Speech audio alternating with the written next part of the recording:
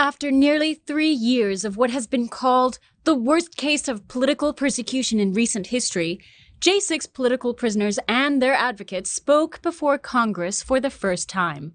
The field hearing was hosted by Congressman Matt Gaetz this week. Ed Martin, president of Phyllis Schlafly Eagles, represents 3 of the J6 defendants. He tells OAN this is the first step.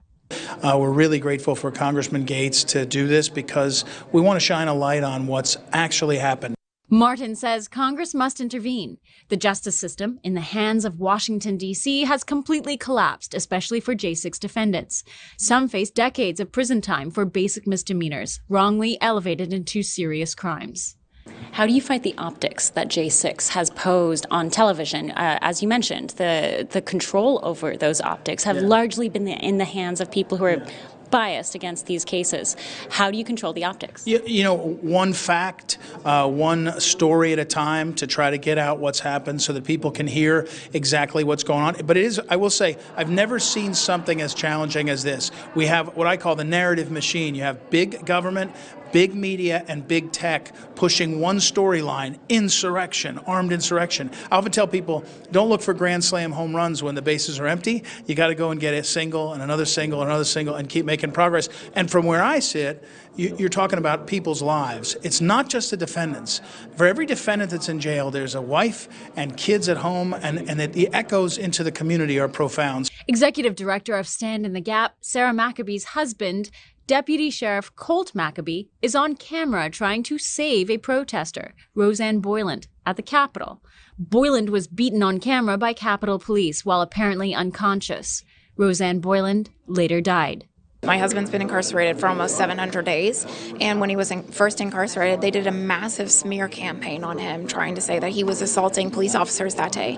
And if you would just turn on the audio from the body camera that they use as evidence in his case, you hear him pleading with them to stop killing that girl and that he's one of them and he's trying to help. John Strand was hired to protect a woman scheduled and permitted to speak on Capitol grounds.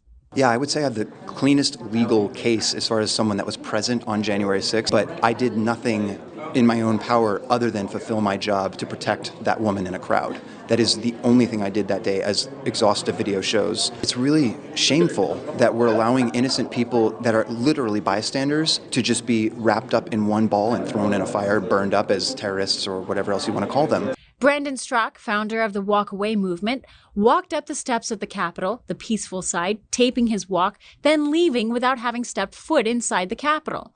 To this, federal authorities threatened Strzok with over 20 years in prison until he pled guilty. And this isn't just me, this is most every January 6th defendant that I know.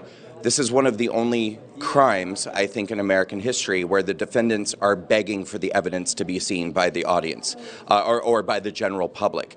I don't know any J6er who's saying, please don't show my video, please don't show the footage, please don't show what I did. Most J6ers, including myself, are saying, please watch the video. Please watch the video. Please stop reading about what I did in CNN and the New York Times and MSNBC.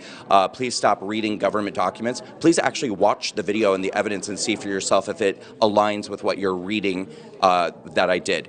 Joanna Wisher represents Donald Trump's Save America PAC and has been working ceaselessly to get these stories in front of Congress. This will be a game changer for court cases. Anything that's testified before members of Congress can be used in court.